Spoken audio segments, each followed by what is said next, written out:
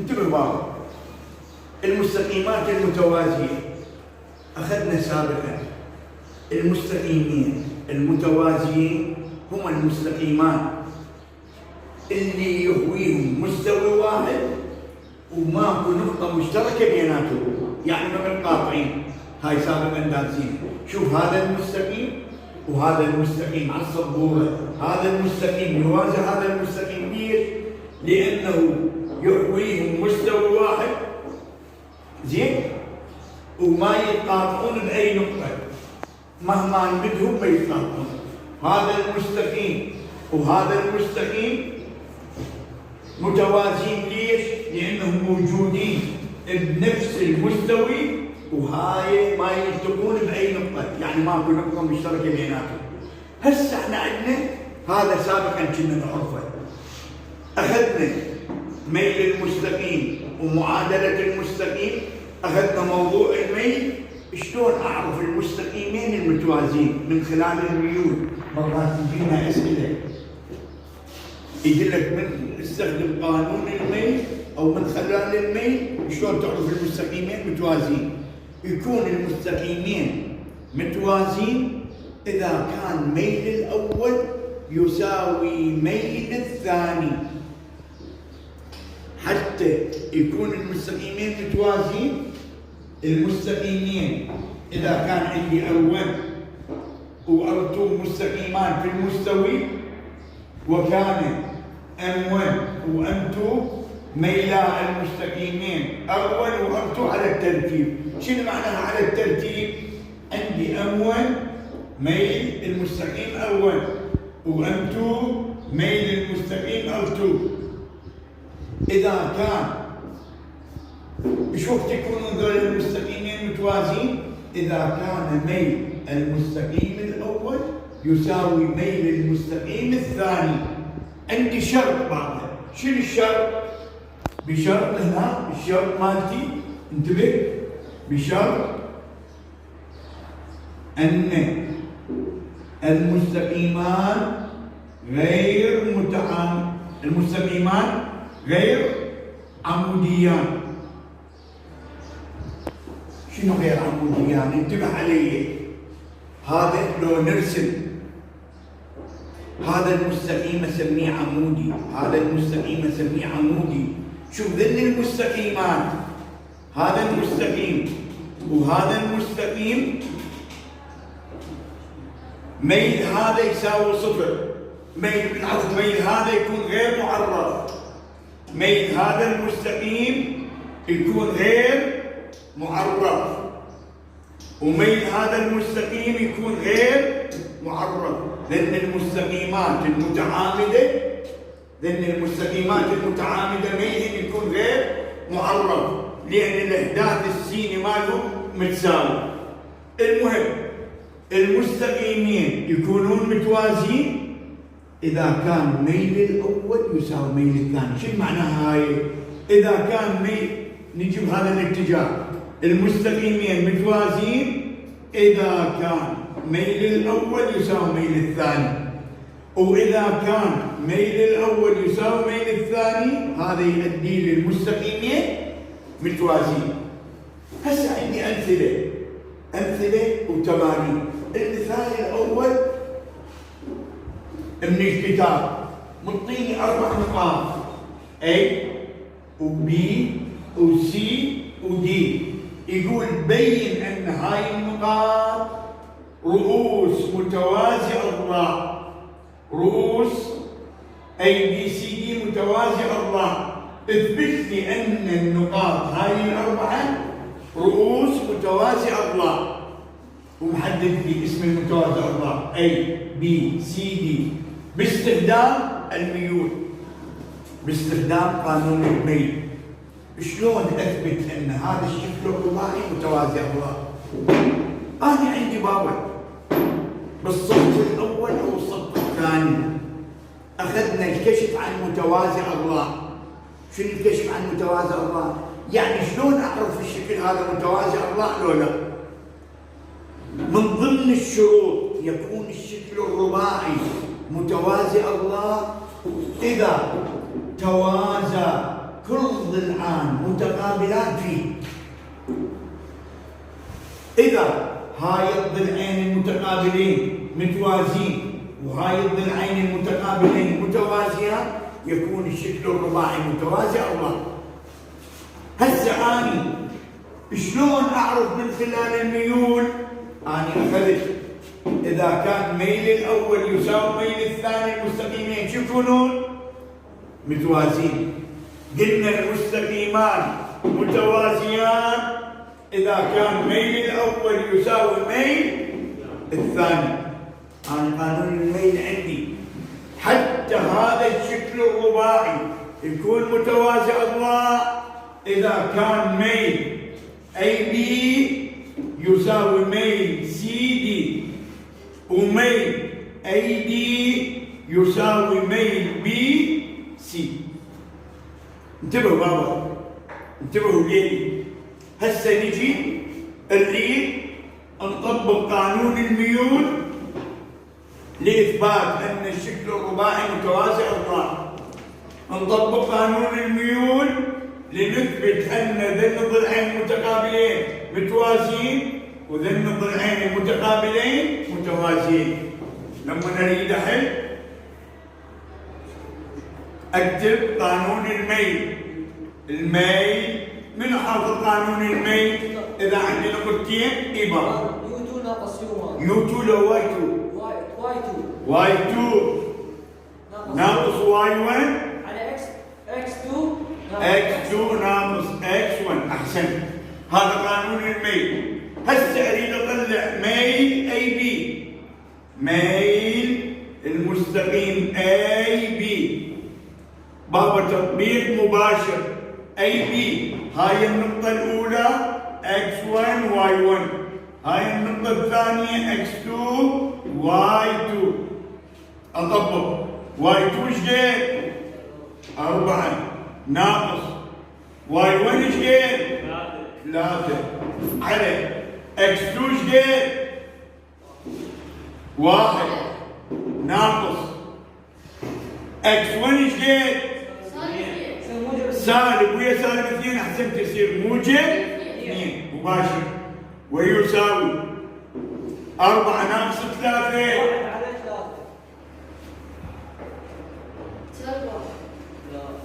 1. غلط طبعا، بس خلينا نشيك الارقام لان انا حابب السؤال. النقطة A سالب 2 و3، النقطة B سالب 1 و4، C 2 وسالب 1 ودي 1 وسالب 2. هسه هاي A سالب 2 و3 وB سالب 1 و4، B سالب 1 و4. هسه نعيد Y2 4 ناقص Y1 3 على X2 سالب 1 ناقص بالقانون ناقص 2 يصير موجب 2. هسه نجي 4 ناقص 3 1، 4 ناقص 3 1 سالب 1 زائد 2. لا حد يستعجل، اشارات ايش فيها؟ نطرح وناخذ اشاره الكبير. شو يصير الناتج؟ موجب 1. 1 على 1 هسه الميل مال اي بي يساوي 1. حتى يكون هذا المستقيم موازي إليه لازم يطلع لي ميل سي دي ايضا يساوي 1. هسه اريد اطلع ميل سي دي. شوف اكتب المستقيم، رمز المستقيم. انتبه علي يا بابا. سي دي هاي النقطة الأولى، هذا X1 Y1، هاي النقطة الثانية X2 Y2. هسه Y2 شقد؟ Y2 سالب 2 ناقص بالقانون. Y1 شقد؟ يصير موجب 1 على X2 شقد؟ X2 1 ناقص بالقانون. X1 شقد؟ 2. إشارات مختلفة، أطرح واحد إشارة الكبير شو يصير؟ واحد سالب. سالب واحد على أيضا إشارات مختلفة بابا. سالب واحد على سالب واحد. أيضا على سالب واحد، سالب واحد على سالب واحد. واحد. ميل اي بي يساوي ميل سي دي. إذا اي بي وسي دي ايش بيهم؟ متوازيان. أحسن. هسه ايش عندي؟ بما أن ميل اي بي يساوي ميل سي دي، هذا شيء يؤدي لي، هذا يؤدي لي اي بي يوازي سي دي. هسه طلع ميل اي سي اي دي وميل بي سي، اشوفهم ايضا متساويين. عندي ميل المستقيم اي دي يساوي، شوف هاي اي وهاي دي، هذا x2 y2 هذا x1 y1، يعني يطبق لي ويطلع لي الناتج، يطلع لي ميل اي دي. انتبه y2 ايش قد؟ سالب 2 ناقص y1 ايش قد؟ 3 على x2 ايش قد؟ 1 ناقص x1 ايش قد؟ سالب 2 يصير موجب سالب 2 موجب 2. اشارات ايش فيها؟ الشابه يصير سالب 5 على ايش قد؟ على 3. هسه اريد بعد ميل الضلع المقابل له هو بي سي، الضلع بي سي، ميل بي سي، هاي بي x1 y1، هاي x2 y2. هسه بي سي y2 ايش قد؟ سالب 1 ناقص x1 ايش قد؟ y1 ايش قد؟ 4 على x2 ايش قد؟ 1 x1 ايش قد؟ 1 سالب 1.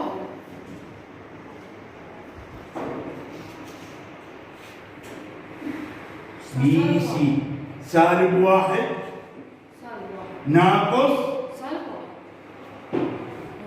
هذا ايش قد؟ هذا بي سالب 1.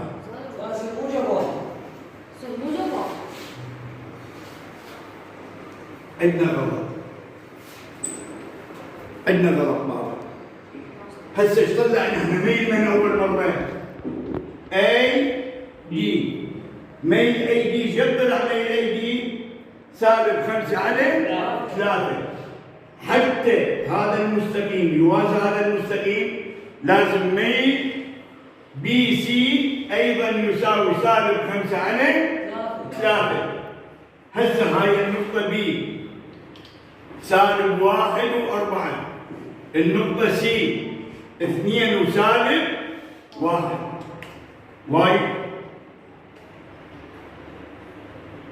y2 سالب 1 ناقص 4 على x2 2.